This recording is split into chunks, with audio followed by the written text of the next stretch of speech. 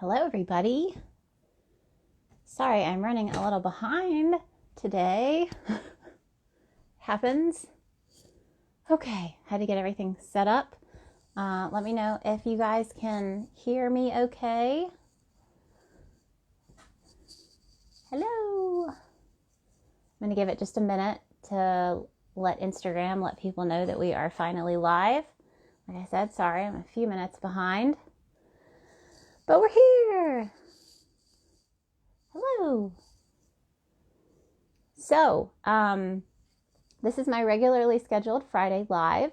I've actually started doing a live crochet along, and I am interrupting my crochet along to bring you guys another Pink Sheep and Friends. And if you are joining for the first time, or you haven't been following my lives for a while, Pink Sheep and Friends is my live chat session. So I bring on other makers, other designers, other people within the crochet community, so you guys can get to know some new people. Go follow them, check them out. And right now the series really focuses on really just kind of the basics. It's an intro, so you'll get to learn about this new person. They will let you know about their background and how they got started and where they draw their inspiration, and all of those fun things. So that's what we're going to do today. And today I am interviewing Tessa of Tzigns. So if you guys don't follow Tessa, be sure to do so. And I am about to bring her on. Make sure it works. Oh my gosh, my coffee is so hot. Hello. Hi. As I burned my mouth with my coffee because I didn't put enough creamer in there and was thinking that it was not going to be that hot, and it was. Oh no. Well, my froth, so I might froth lip. Yeah. Well, how are you? I'm good. How are you? Oh, I'm good. So it's funny because you sent me a message saying that you might be a few minutes late, and then I ended up being the one that was late. You had sent me a message, I'm ready, and I'm like, and I'm not live yet. I know my coffee, and I was like running on that, and then the old monthly womanly said hello. Oh, fun! That's so exciting. That is one thing I have to say, since post-hysterectomy, I don't miss it. Don't miss it. But I have to say, I still have the cycle. So I still have weird hormonal, I definitely get a little bitchy. But I don't miss the other aspect of that at all. Her 10 reminder. Yes. Yes, woohoo! And let me actually, I did not grab my little notebook. So I've got my little notebook with all my little questions. I don't think I had any extra questions come in, which is fine because we will have plenty of things to talk about. Oh, yeah. But if you guys are listening in, if you're joining in today, welcome, welcome. And if you do have questions, if you have questions, comments, anything that you want to share or you want us to talk about, be sure to put them in the question box. And that is, if you're watching us here on the bottom right-hand side of your screen, there's a little chat bubble with a question mark in it, and you can input questions there. That'll be easier than me trying to keep up with the comments today. So yes. Cool. Well, I guess we can start with, if you just want to do a little basic intro about who you are, that would be sure. Good introduction. Yeah. Well, I am Tessa. I run Tzigns, and I mainly am doing a lot of designing right now, but I am going to start focusing on my physical products again this year for my buyers, so I'm excited to get back into that. I have been running Tzigns for 15 years. Oh my gosh. I don't think I realized that. I've had my Tzigns name and been using it for that long. But I went full-time with Tzigns now 3 years ago. So okay. Yeah. So it's been full-time now, and I feel very lucky for that. So yeah, that's kind of my little gem.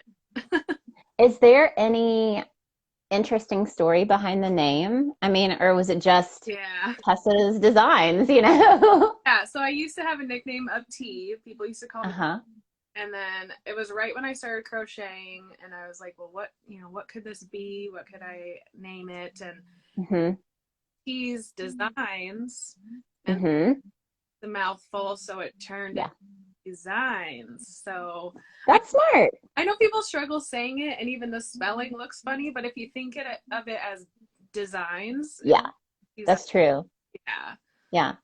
I do feel like people struggle with coming up with names. I think that's, and you have to really think about it because it's like nowadays with social media, you have to think about you want a handle that's easy to remember. You want to be able to claim it across all the platforms so that people can find you easily. So it's something to think about for sure. Yeah, and so I kind of lucked out because mine is kind of funky. There is a Yeah. designs out there, and they're a graphic artist, which is funny. Also a graphic artist, but Yeah.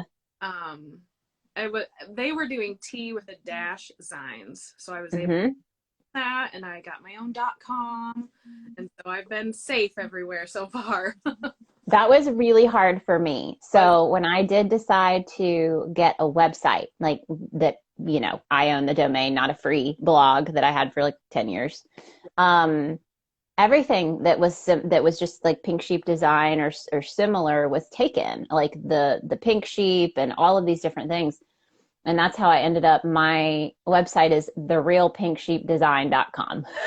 oh So it's a mouthful, but it was like I felt like that was at least yeah. similar enough. I didn't want to change it too much. But I have lucked out on the other platforms. When I started TikTok, I was a little nervous. And Matt was like, it's going to be taken. So my husband, and it wasn't. So I was like, there we go. Sheep mean to you? So, and that's what's funny is the fact that you've had the same name for that long is actually, I think, uh, I don't want to say surprising, but I feel like a lot of people do go through a transition where they'll change their name. So, like, I just started this, through the name out there. So I think that's a big deal if you've kept your name and you like it and it works. I started out, and it's so funny because yours is Tzigns, that mine was like EB Designs with Oh, a Z, and it was the EB Evelyn Bertram, so is my name. And I was like, this really isn't very much fun. But that was, I had a little Facebook page that had that.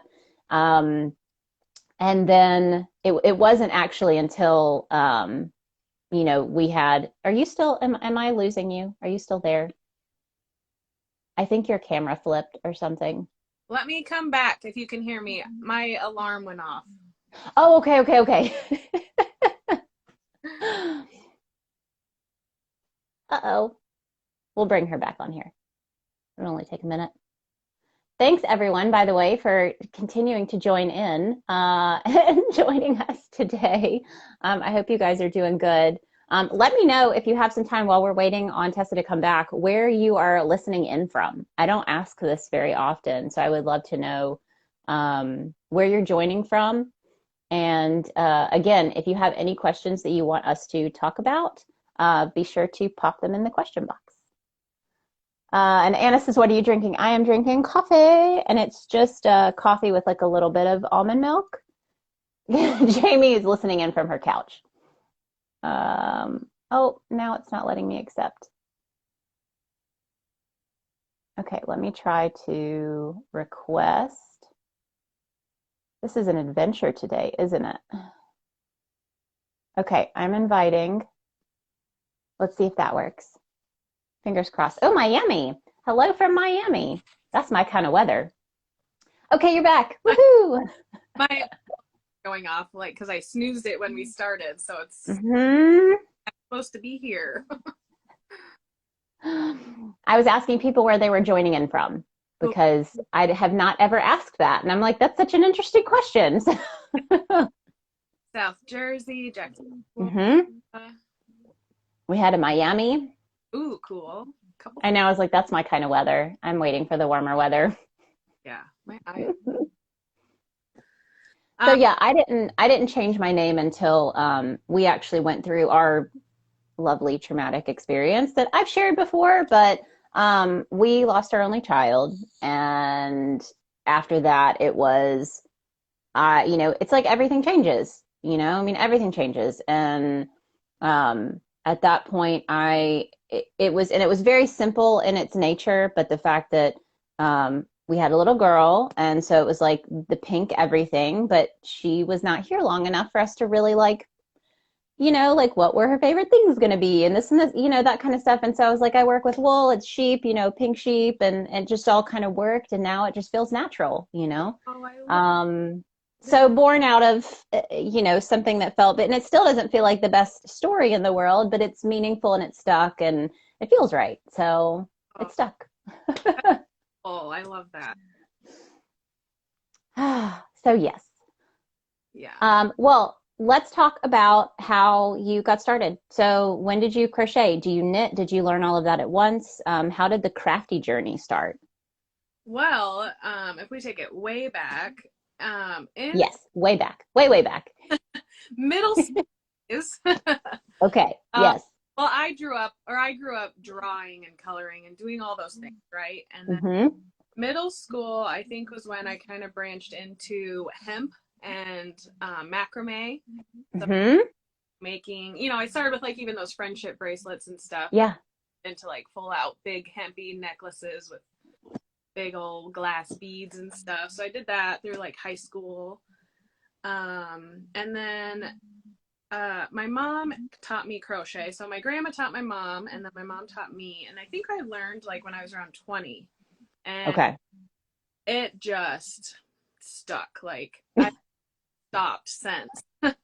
Yeah. So, yeah, so I was right around 20, 21. I just started, and yeah, it never left my hands. And I started out with like really simple beanies, like just double crochet beanies. Slap Mm-hmm. always been my favorite. So I sold those for years, and then it's just kind of branched from there. Uh, I had a friend's mom teach me to knit in the backseat of a car on like a long drive once. Uh-huh. And I was just kind of getting the hang of it, but I never did anything after that. But knitting is definitely a goal of mine, and I'd love to try it. Do you knit or do? I used to knit, and I mean, I know I still could. I think it's one of those things where it's kind of like riding a bike. I might have to look on YouTube to remember exactly some of the specific things. I still don't do that with crochet, but um, I have a whole, like, I'm looking up because I have a whole thing of knitting needles up on my one of my bookcases. Yeah. And my favorite thing to knit when I was still knitting was big, huge, chunky, like farmhouse blankets. So I would use those big, to like 25 millimeter needles that were circular that I got from like Wool and the Gang. I think they're beautiful needles. And that's another thing, like it's very inspiring working with like pretty tools. And I would use 2 strands of like a size 6, so like a Woolies thick and quick, and I would do seed stitch. And they just made the prettiest blankets. And I still have one. I never made myself one. They were always gifts. And I made one for my mother-in-law, and she always puts it out when the weather gets cold, like in the house. And I'll walk in, I'm like, ooh, that's a pretty blanket. Oh yeah, I made that. It's like one day maybe I'll have to pick them up and just knit myself one Yeah, since I don't have one. you need. But that's a fun one, and it's so repetitive because it's literally just knit then purl then knit then purl. So if you are a beginner, the main thing is just remembering. I can never remember how many to cast on to make sure that it's the right, I don't know. So I'd have to look that up because I never wrote it down. But that was the main thing. I do remember one time I knit a whole bunch of scarves as Christmas gifts, and it was small yarn, not like super, super tiny, but way smaller than what I'm usually use now. And I remember nobody said anything. Like I sent three or four of them out. Nobody said anything that they liked them. I'd never seen anyone wearing them. And I was like, never doing that again. That's a bummer. Because they were these beautiful, long, like just regular, I don't know what it's called when you just do all knit stitches. I Mhm. don't know if that's like stockinette or garter or whatever it is. Maybe that's the backside. I don't know. But they were all knit stitch and they took forever and they were super long and cozy. And it's like I should have just kept them. It happens. It happens to all of us with right? Yes. So how long did it take you when you first started, when you got the hang of crochet, that you really started selling and said, okay, I need to make a business out of this? Did that spark Tzigns, or were you using Tzigns to sell like your macrame or anything before you started crocheting? No, the crochet definitely sparked the Tzigns. I just kind of started putting on my Facebook, and like everything Hmm. that would sell, and so like it was to the point where That's awesome. yeah, like I couldn't Yeah. keep them up, like keep up. So any Hmm. at that time I was working full time, I was going to school, it was just a fun side thing. Um, and then yeah, I think my mom invited me to do like a craft show with her. Hmm. We started doing craft shows, and we were like, well, we need a sign or a name or something. And I don't Hmm. had her name yet. So I think I kind of beat her to that punch. So we did Tzigns for a long time, and now she has her own and stuff too. But Oh, that's cool. yeah, so yeah, it's been around a long time, and it's funny because even people started calling me Tzigns, like Yeah. that was my name. Ah. I would get at the bar because they're like, oh, because there weren't that many crocheters back in Yeah. 6. It's not Yeah. now. And so when they'd all see all my friends wearing these hats, they're Hmm. you're Tzigns, so That's cool. that was kind of cool. It was neat. At that point, were you living in Oregon? I couldn't remember when you said you moved. So where did all this start? Where were you living at the time? I was in South Dakota, Okay. born, and I spent half my life in South Dakota and half of it in Colorado. I feel like when I say South Dakota, that's when my accent comes out. So I get I was living in Sioux Falls. It's the biggest city there. And so at that time I think I was going to beauty school when I really started crocheting, and then Okay. working at restaurants and salons and all that kind of stuff. So it was a lot Yeah. going on. A lot of creative stuff though. I did want to ask you about that. So, what did your journey, career-wise, kind of look like throughout that? And how do you feel like that has, because now you do this full time, and what do you feel like you kind of took from that past journey to bring into this, having your own business? Yeah, it's funny. I would be a full-time student forever if I could. I love school. I love learning. I agree. I like marine biology, and then I would go and I would do, like I would do all sorts of schooling if I could, if it wasn't as expensive as it is. Hmm. Hmm. So That's what I was gonna say. I'm still for all these degrees that I already have. But I went to a tech school, and I got my graphic design degree. So Hmm. I use graphic design every day still. Like I Hmm. just shared my new logo today. So, I design all my own things. I do cheat a little. I use Canva now because Hmm. my old Adobe programs aren't supported anymore by Adobe. It was Yep. created in 2006, so those are pretty. Oh, it's up again. My timer thing. That's okay. Can you see You me? just, yes, you just froze up a little bit, but you're back. And I Yeah, can't. you're good. Really weird. So I'm a black screen, but that's okay. Oh. We'll see how long I can last. I might exit and come back in. But okay, so I went to graphic design. I got that, and so that's my associate's degree, and then I finished that off with a bachelor in marketing. So Hmm. my business. Very helpful. Yeah. I will say I'm not the greatest at it because it's just all a learning thing, and the marketing I learned Hmm. in 2006, 2007 is not the same marketing as today. True. Yeah. Like all that just was out the window a little bit. But anyway, I did a full-time graphic design job for a while, and I enjoyed it. I just got bored behind a computer screen. Yeah. It was artsy and fun, and from that I learned color theory and how to lay out color Yeah. and just lines and how they lay and stuff. So then I went to hair school because I was like, how can I still be creative, but I love people. Hmm. So Yeah. I went to hair school, and so That's smart. that was like I think a 14-15 month program. So I'm licensed for hair and esthetician. Hmm. And so in hair, it's all about color theory and lines Yep. and it all kind of relates. And then all that honestly relates to yarn and design Hmm. as well. So it's crazy how it all sounds maybe a little sporadic, but it's all in that art field. And I use all those things today. Yeah. I cut friends and my husband's hair on the side, you know, and I'm able to still have fun with that if I want. But yeah, I don't know. It's fun. It's a fun little, it's interesting how it all worked out. That's for sure. Yeah. Well, and I'm always so interested in people who obtain so many different skills for me, because we love and very heavily believe in like the barter system.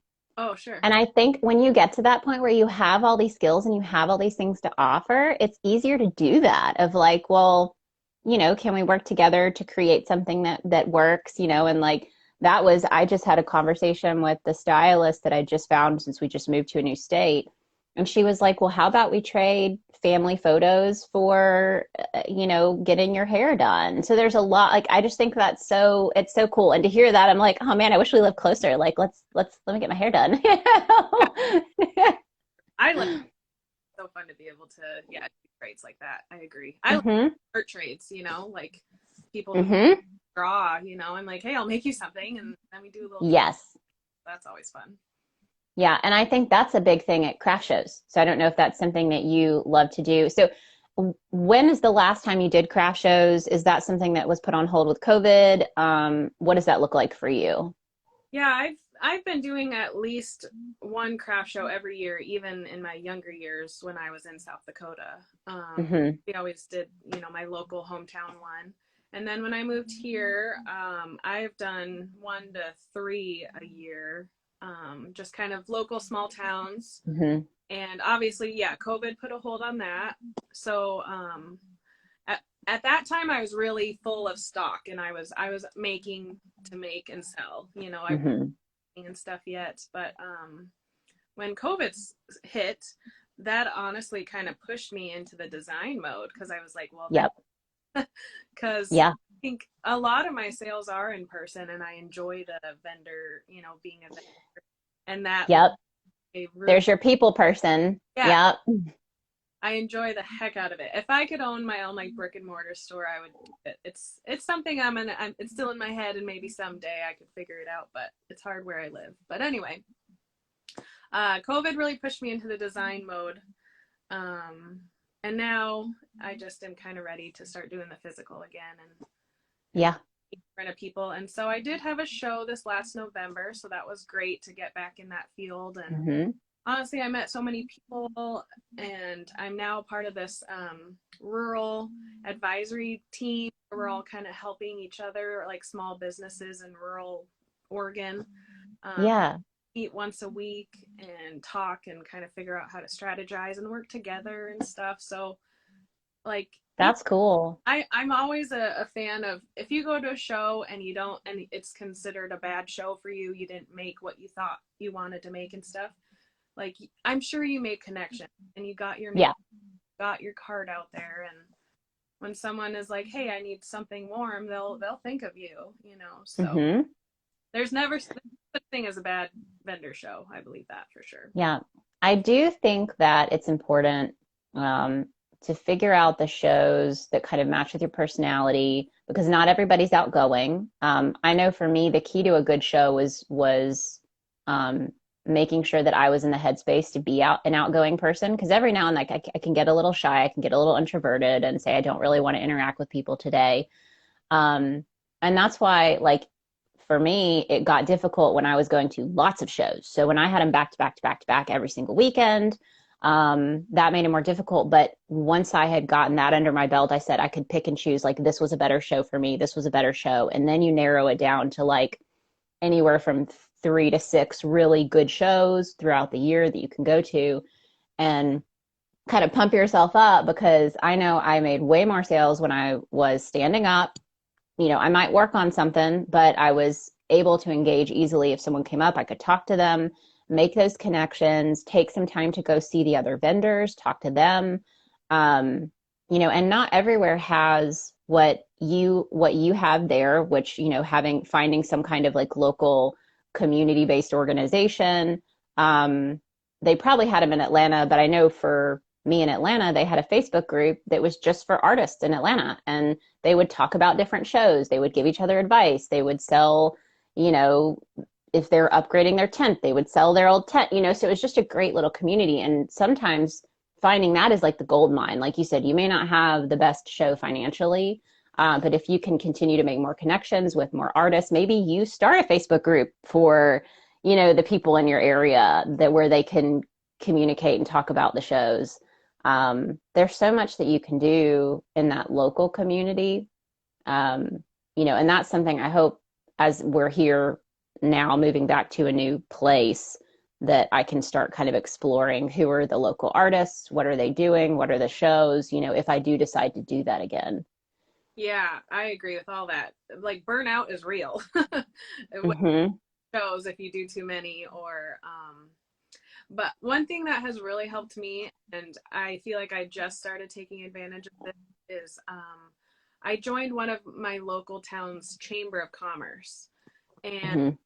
they like I'm sure I think this chamber just goes above and beyond for their businesses, but like they're constantly reaching out. Do you need anything? Do you need support with grants or funding? Or hey, That's cool. there's these shows going on. I don't know if you've heard about them. It is one of the most supportive like chambers I've ever, well, the only chamber I've ever been a part of, but I suggest anybody to at least reach out and see if there's something like that in their town, because Yeah, people who are trying to make their cities vibrant and move, and they want to support you. So that's really smart. And I hadn't even thought of that. I never did that. I think I always felt overwhelmed um, with the idea of reaching out like that, but that's smart. I did too at first, and she and the director had talked to me a few times, and I was just like, oh, it entails, you know, but Yeah. literally it's $50 a year thing to be a part of it, and they advertise the heck out of you. Oh, that's cool. I'm in like any of these Eastern Oregon magazines, you know, they put your business in there, and they do Oh, wow. much. Yeah. They have like social hour once a month and stuff, and they do these things just for the people involved in the chamber. And so Yeah.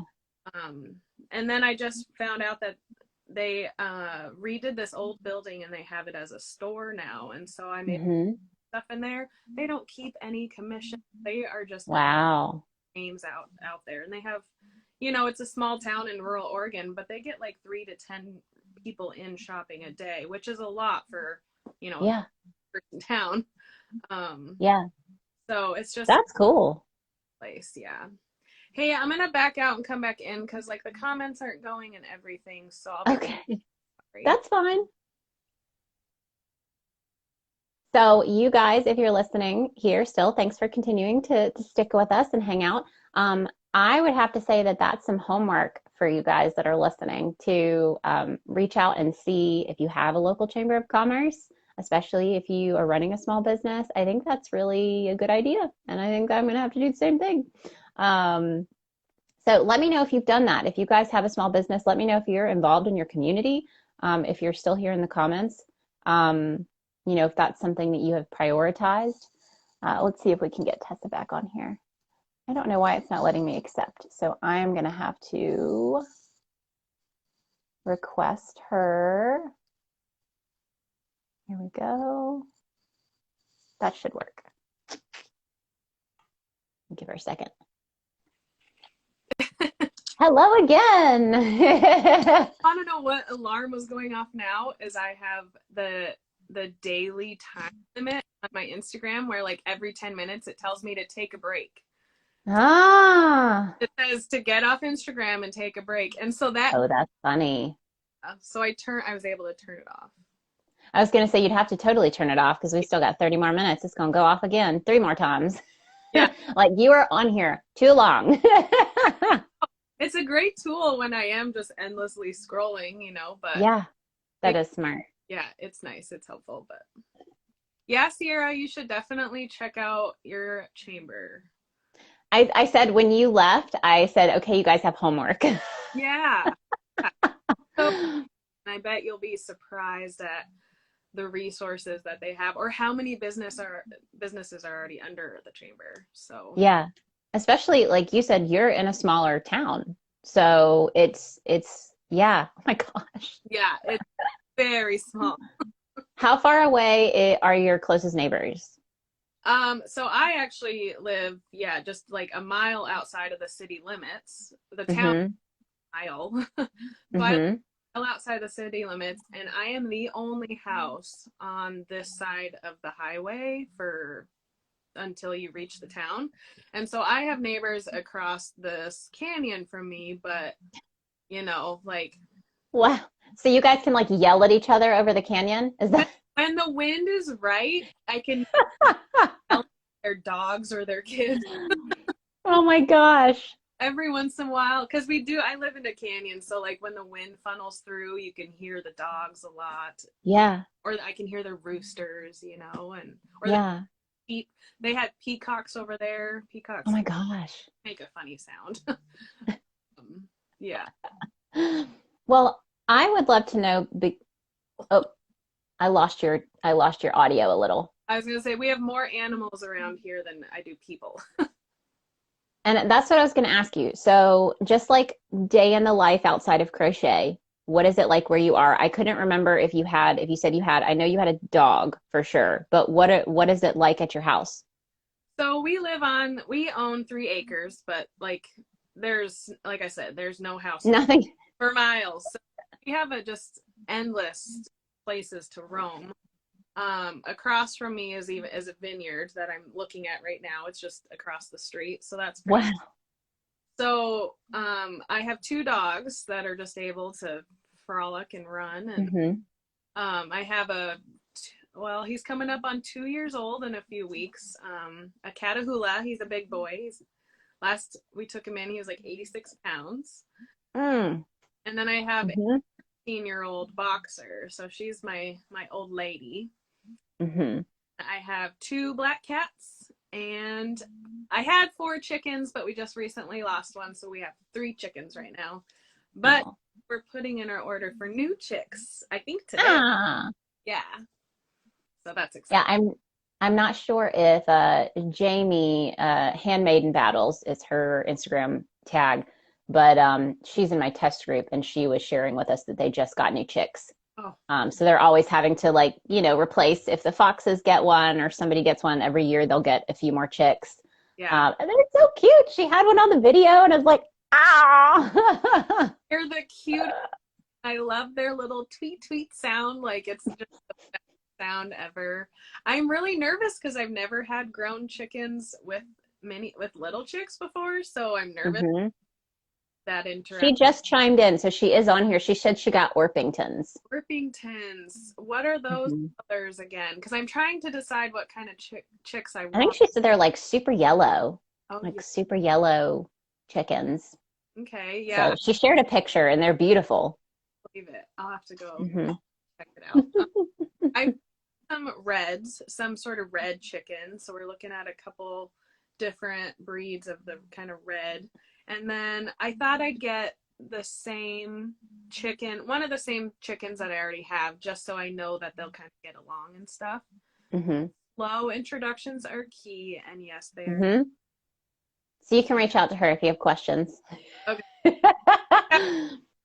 Down too, who always has new chicks and chickens, and she has turkeys, so Yeah. she'll kind of help me with the Rhode Island Reds. Yep, I'm definitely Hmm. looking at those because I know those are really social and really good with other chickens. So I have 2 black sex links. They're basically all black, but their feathers have like this beautiful kind of opally like greens and purples and sun, just kind of. Mm-hmm. And then I have 2 barred rock. So those are black and white striped, kind of zebra looking. Hmm. I feel like now I'm gonna have to get chickens, and I'm just gonna have to. We're gonna have to do lives where I do like chicken chats. You will fall in love. I never knew chickens. I never knew I would love chickens at all, and Yeah. love them as much as like my dogs or anybody. It's amazing. So someone's asking about dogs, but chickens. I'm the same way. I know that one of my dogs, our old dog, because we have an old lady dog too, and she would kill the shit out of chickens. I know she would, just because she would do that with our duck. Like we had ducks at our old house, and if they got in our fence, they were goners. Um, so I know for us, we'd have to figure out a way to have them very secure because the dogs would not be having that. Yeah, well, when we got the chicks, at that time I had the two boxers because I had two boxers. They were sisters. And this was like I think 3 years ago. And, we just like I have this video of just their faces, like right in the chick, like in the chicks. And they were, it was hard, but we just had to back. Like, Yeah. I was more nervous about the cats. Yeah. My cats Yeah. are hunters, and, they bring mice and rats and rabbits at my door almost daily. I was super nervous about the cats, but I don't know. It just happened. They all roamed together. Like my puppy came after the chickens, so the chickens were like, "This is our place too." I think Mm-hmm. He just kind of the only thing he does is he kind of barrel runs into them like they're chickens, scatter, and that's pretty fun. But he doesn't yet like chase the heck out of them. He does and doesn't. He really doesn't care about them. There's more interesting things to my chickens recently started chasing my cats though. The chickens chase and them under the deck and stuff. So that's been pretty interesting. I don't know what I don't know where that turned. Kate, our neighbor has guineas and they terrorize them when they come in her yard. Ooh, I bet. My loves rabbit chasing. That's his favorite. Oh, I did not have my comments rolling. That's funny. I had gotten stopped on one and had to scroll back up. So I do want to ask you, you already mentioned a little bit about the fact that you would one day want to open a store. And I think it's so interesting because I hear that a lot and I'm like the complete opposite. I have no desire to have any kind of brick and mortar space and have to deal with it. But I would love to know, because I feel like that's one of those goals that like we have like our short-term goals for our business, and then we have these like big crazy goals of like one day this could happen. It's like a 10-year plan, things that I might want to accomplish. What else is on that list for you if there's anything where you're like, this would be really cool. I don't know if it'll ever happen, but it's going to stick right there on that list. Yeah. Yeah, definitely a retail space is huge for me. Like I said, I love the in-person interaction, and being such a small town, you can really have limited hours. You know what I mean? I don't have an 8 to 8 or anything crazy. I could, post a sign and say I'm closed for the weekend. You know what I mean?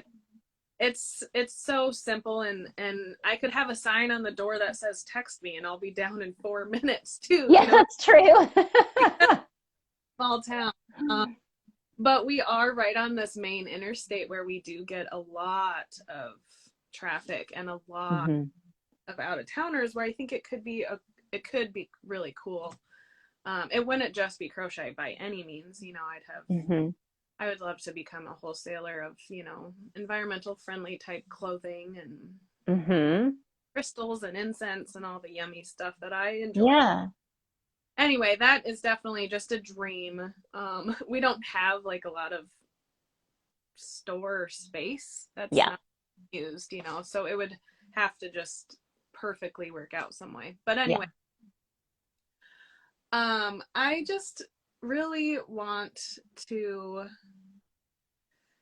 I don't know. I love collaborations. And so I always think of, I was like, how cool would it be to make my own like hand cream that I love with yarn, or like, it'd be neat to another sort of product.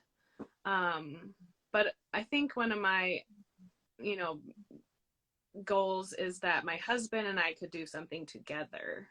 I envy that with you and your husband. I think that's so badass. And we're in the process of building a shop right now. You told me, yes. There you go. It's gonna be this big old beast of a shop about the size of our house, but it's really going to open a lot of doors, I think, for us, for him and I, and to kind of play and, you know, start another side hustle that can involve, Hmm. and, you know, it'd be amazing to be our own bosses someday. So Yep.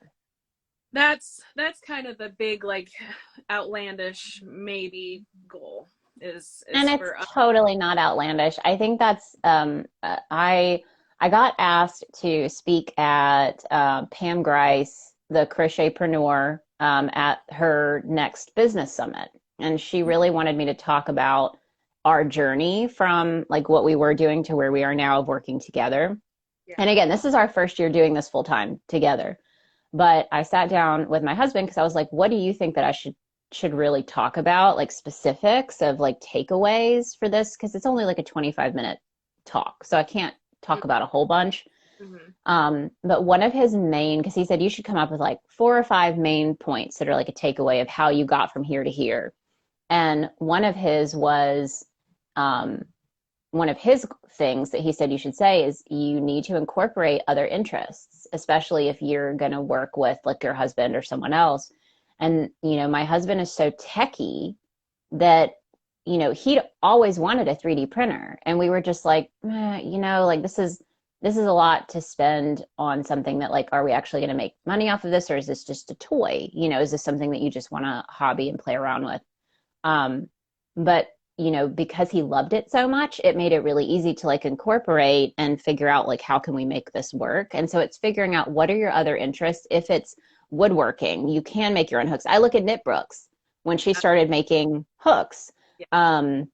And they get to work together and they get to, you know, create something that they love. And that's kind of where we were at, but neither of us have experience in woodworking. So it's like, how can we do something different that we really enjoy?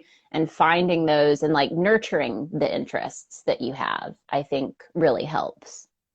Yeah, absolutely. Because I know his interest is not in yarn or fiber. Yep, yep. Yeah, he loves to build stuff. You know, that guy can do Hmm. anything under the sun, you know. And that's what I'm excited to just see what, you know, comes of it, because I know we'll just have endless room to play, and Hmm. I can at What least is your timeline for this um, shop? so I think the builders come. It's cool. We're getting it built for us, so we don't have to do That's that. cool. Yep. So the builders come sometime in June. We're not. It's sometime Mm-hmm. like a 2-week process, and so there's like, I don't know, 6 or 8 guys or something that come and spend every day here out my window, and I'll watch them put this thing up, and it's gonna have Yeah. like a bathroom and shower and all that kind of stuff in there. So if he That's awesome. gets icky, he can just shower down there before he Yeah. drives the house. And Yeah. yeah, it'll be a place for the boat and all of our toys, and free up. And so it's going to free up the room next to my Tzigns studio. And Hmm. I'm like, do I just knock down this wall and expand signs into there? Of course you do. Yeah. Whole nother room in my house that Yeah. be free. And so I'm super pumped. If anything, it might just be a photography place or a place that Yeah. can just Yeah. corner of more Tzigns, not more yarn, but Right. just more usable space. Yeah, I understand that completely. I think that's really cool because in my head, when you told me you were building a shop, I thought it was like the two of you were just kind of slowly building something, whereas then there's kind of never an end of the timeline. It's like just whenever we get it done. But that's great. So it's like once they get there, it's going to be done. Yeah, So this is like you guys need to follow her and watch this happen because that's going to be exciting. it is. It's so Yeah. it's a beast. It's a big shop, and Yeah. so, but my husband's got a lot of tools and Hmm. kind of stuff, so it'll be so fun to just play around with some wood and who knows Yeah. what. So And I don't know how, I'm sure you feel the same way, but I think for me, my husband has always worked very difficult jobs, long hours. He used to travel. You know, he made really good money, but he had to really work for it. You know, like it was not easy. He didn't get to spend as much time at home as he wanted to. And he didn't get to be creative. You know, he was always the one who was like, I'll bring home enough money. We'll make everything happen. If you want to do something else, like I want you to do something that makes you happy. And I was like, well, yeah, but what about you? You know, I always wanted him to have that opportunity. We never had the space, you know, because I feel like when guys want to get creative, it's like, it's very messy. They need a lot of space, you know, and some women too, not saying it's just men. I'm just saying like most of my crafts can be contained to a room. It's not going to get super messy unless I bring out the glitter or something, you know. um, so he never had the space. He had tons of tools, but it was like they were all packed into a garage. He would have to like move cars. Um, when we moved to this house, we have a detached 2-car garage that he made into just his shop. It's got pegboard, like all of his tools are hung up. He's getting to actually, he has the space to be creative and to like make things that he wants to make. And I love getting to see that. Like as a spouse and as the, you know, I feel like I married my best friend. So like seeing my friend have, you know, get to finally be creative. He doesn't have to work this job that sucks his soul out, you know, is very meaningful, you know? Yeah. And on all of that 100% because we're the same, you know, he just doesn't have the space to, but Yeah. you know, he's excited. So it's the Yeah. exact scenario. So yeah, it's gonna open a lot of doors, I think, for us. That's awesome. Yeah, I'm excited to watch that. including 3 giant garage doors on this thing. Do you guys have you said you have a boat. Do y'all have an RV? Do y'all have No, okay. we're still tenters. We love to tent. Yeah. Where we go, RVs can't go. You know, Okay. we camp like crazy, but we don't go to campgrounds. Like we just kind of Okay. go off the Yeah. beaten path and well, there's a flat spot. Let's go there. Or we backpack too. So Okay. That makes sense. I only asked because you were talking about all your toys and having the big garage doors. So I figured I would ask that.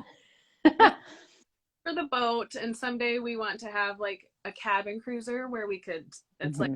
a boat where you could not Yes. a house, but you know, just a little place where Yeah. you at night. Because I live 2 miles off the Columbia River, um, Okay.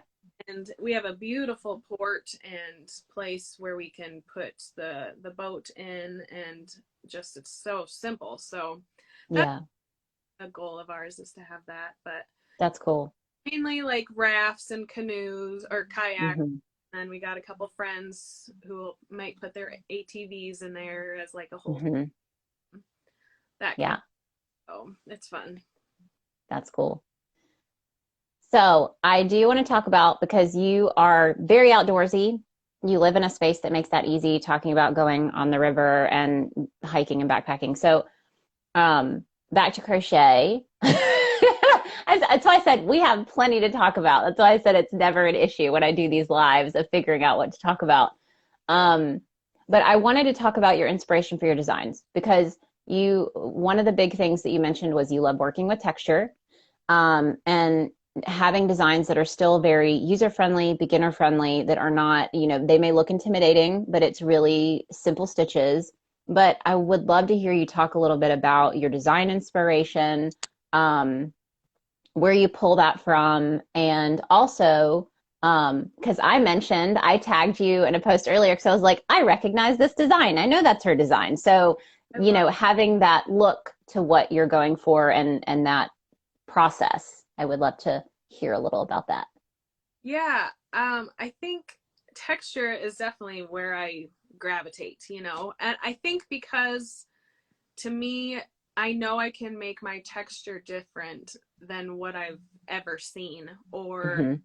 or I like that stitch, or I like that, but how can I, yeah, Tzigns it and just make Yeah. something, you know, like make it more I three. like that it's a verb. I don't think I've ever done that before,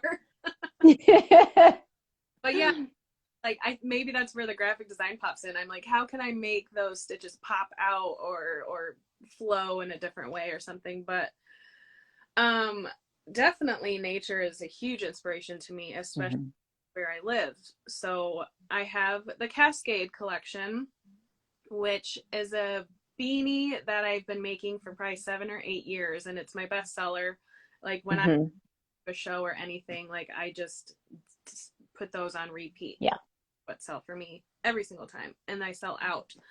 And so that was when I was first moving to Oregon, and I wanted to kind of, how do I organify my design names, because it didn't really have a name. I don't think I really had names for things until I moved to Oregon.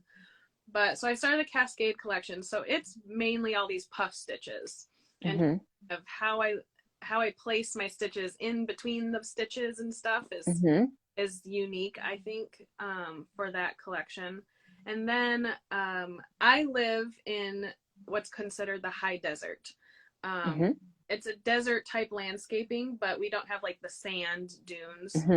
For a high desert, meaning we have like lots of sage and grasses and, you know, sadly not many trees, which is, and I'm sure people don't picture Oregon being like that, but East and West Oregon are two totally different places, and I'm in the eastern side. So I don't get much rain at all. Oh, wow. Our average Well, high desert, you hear desert, so. So anyway, my entire landscape is full of sagebrushes, and they're beautiful in their own way. You know, like it's such a beautiful color. First off, a sage light green, but then like their leaves have the best like aroma.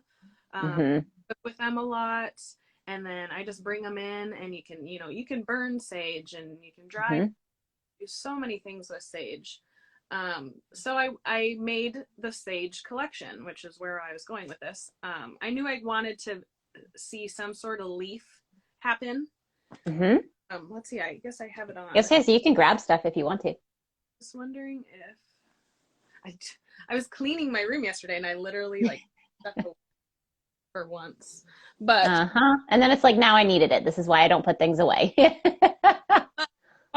I'll just spin around here. So this is the Sage Cocoon Cardi, which comes out at the end of April. Ooh, that is beautiful. Oh yeah, I see. That's awesome. The leaves on the top there. Yeah. Yeah. So this is basically just a big, it's made like a granny square, you know, it's made in stitches in a square and a cocoon, and then you fold it and it makes this cute little cardigan, right? Oh, and here, I did bring over my Cascade, because this pattern releases next Friday. So that's gorgeous. Our my Cascade style. Yeah. And so this is the cute little bucket hats coming out. I'll put it on and show you. Oh, I love it. That fits so nicely. Yeah. It's just a cotton. But I've made them too, and they even look really cute in solid colors. Yeah. Oh, that's nice. I like that a lot. Thanks. Yeah. I'm really excited about it. You should be. Yeah. Designs are so exciting. Let me bring in closer again. So the sage design or collection is all based on the sage I live in, right? And then my last winter collection was called the Columbia collection, and basically I wanted to create a stitch pattern that would kind of mimic waves. And I just played around a lot. I was really inspired by Ocean Knits. She who lives in Astoria, Oregon, so on the west side, and she has this kind of rippled knit stitch, and I just thought it was so cool. I kind of play and maybe recreate that in crochet, and I played, and it looks nothing like hers, but it creates this wave texture at a slant on all the items. So I named that the Columbia collection after the Columbia River that I live on. So yeah, I need to check that out, because I'm trying to think of those, and I don't know if I've seen them, so I'm gonna go check that out. It's not the wave look is not super pronounced. It's certain colors you can really see it, or how it's lined. And I didn't want it to be, I didn't want it to be super noticeable, but I know it's there, and then you can see it in some pictures and when it's laid. So that's pretty cool. I think I put all those away yesterday. Of course. I'm kind of transitioning into those spring summer designs, so I like packed all the yarns and those designs away, and I brought all the cotton out, but So with your collections, when you finish a collection or when you have a few items in your collection, do you consider that collection complete or do you add to it? So you would add more like summer designs to those past collections. yeah, to be honest, the whole reason I do collections is because I can perfect that stitch. And Mm-hmm. make one thing out of that stitch pattern, I can envision a million other things. So it's like I Yep. start with a hat and then I'm like, ooh, this could be cool on a scarf. This could be cool Mm-hmm. earless mittens. Oh my gosh, imagine that as a sweater, and it Yeah. just going. And so I did the Sage collection last year, and now I'm bringing the Sage collection back. Mm-hmm. I didn't get to do half of the things I wanted to do with it because Yeah. summer ran out, then all of a sudden it was, Yep. and I consider my Sage kind of a spring summer thing. So Yeah. That's really smart. I feel like that kind of it keeps you from having to continue to come up with collections. You can continue to revisit. And we don't have time to talk about like burnout today. We'll have to do another one of these, but I feel like that's a great way to avoid burnout because you're keeping that door open and you're not having to be forced to like, now I have to come up with something new. yeah, and that's exactly me. It's because it's not easy to come up with like a pattern or Mm-hmm. single time. So that's what I enjoy because now I know that that's, the Sage pattern, I need at least 7 stitches. So anything I design, I'm Mm-hmm. multiples of 7 or, you Yeah. carry over some of that math that you've already done. And it just helps Mm-hmm. the design process go so much simpler. It's not easy, but, at least you get to skip a few of the steps maybe. Yeah, that's true. Oh, well, I'm so glad you got to join me today. This was great. We are out of time. I think we're a little over, but like I said, I figured that would probably, we're not over, like by a minute. Um, but I would love to do this again if you're interested. My goal with these, and for anyone listening too, um, I started these out to just kind of do intros so you guys can get to know people. But I think as I move forward, I'm probably going to start bringing people back and we can focus on specific topics, things that we're really interested in, and have it more of like a casual chat and kind of just find out what's happening, what's coming up, what's new with these different designers and different people that come on these. So I hope you all enjoyed it. This will also be posted to YouTube. I have a whole playlist that is just maker chats, so you can get to know, some new people. Um, and it'll stay on Instagram too, but I feel like a lot of people like to head over to YouTube to rewatch things. But yeah, I hope you'll consider coming on again. This was great. Yeah, you were very easy to talk to, and I love to talk. So, yes, It makes it easy. yeah, and And I'm willing to answer questions. Like I am an open book. mhm, If there's any something that helps me, I like to share the hell out of it because if I can help anybody else mhm. take less steps or bypass some headaches, like I am open. So, Yeah, I agree. And I think, like I said, I'm tabling the chicken chats, but I think that's smart. Um, but I think too, I think these are interesting because sometimes we end up talking about things that you're probably not going to share, not because you don't want to, not because you want to hide it, but just because, we don't think about talking about a normal day in our life, like talking about where we live, it doesn't come up as much. So I think these are fun because it's a little bit, it's different topics than what you'd normally cover in like an Instagram post, yeah, so I think that's nice. it's an insight. And when someone asks you, Yeah. you're more prone to talk about things. So, yeah, Yeah, I think so. I love it. Well, thank you again. And I hope you have a great rest of your day. And I hope you have a great weekend. And I hope all of you guys have a great weekend and that you can spend some time outside if you have some good weather, and go get some inspiration. Yeah. But yeah, we will talk to you guys again very soon. Thank you. Bye, guys. Have a great day.